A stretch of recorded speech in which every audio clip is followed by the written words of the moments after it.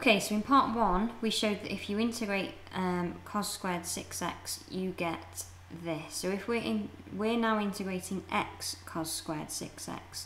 So this is now going to be an integration by parts question, and this is the part that we're going to want to integrate, and the x is the part that we're going to want to differentiate.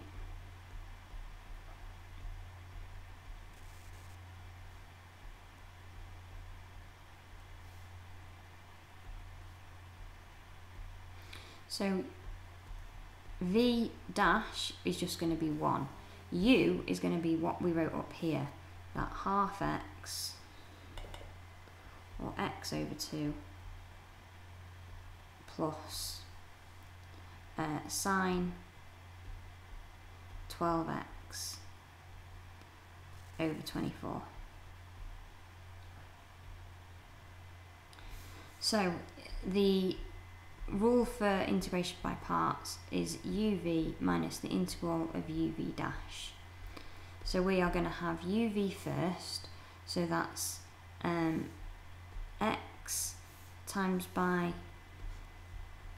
x over 2 plus sine of 12x over 24 minus the integral of uv dash, which is this times 1, so just x over 2 plus sine 12x over 24.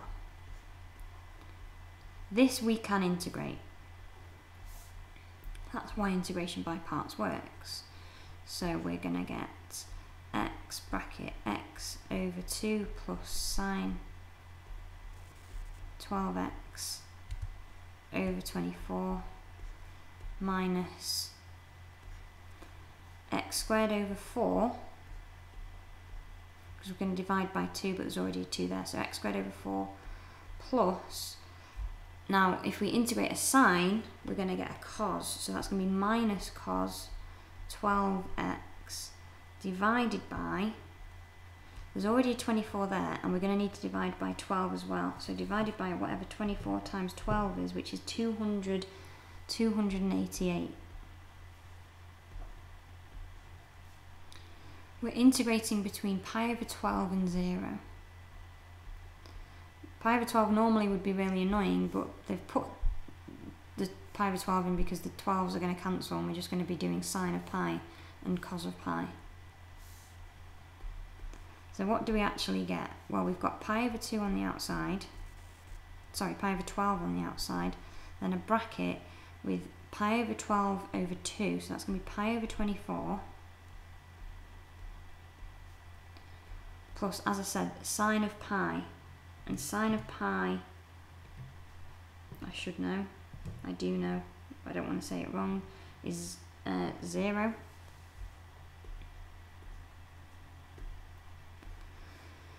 Minus pi squared over 144 over 4. So pi squared, 144 times 4 is 576. Minus cos of pi is minus 1 over 288. And that's just what we get when we put pi over 12 in. We've got to put 0 in as well next. But most of that's going to disappear. All of this is going to disappear because we're timesing by 0. This is going to disappear because we're going to put 0 in here. This is the only thing that might equal something, so we just need to work out. So it's going to be minus nothing here, minus from here, minus cos of 0, and cos of 0 is 1, so 1 over 288. So what does that equal? We've got pi over 12 times pi over 24, so that's pi squared over 12 times 24, which is 288, plus nothing from here, minus pi squared over 576, plus not plus, minus, because there's 3 of them, minus, minus, minus, so minus 1 over 288, and then minus, minus, minus, so minus again, 1 over 288. So we've got pi squared over 288 minus pi squared over 576. That is going to be pi squared over 576, because this is double this, minus 2 over 288. So that's the same as 1 over 144.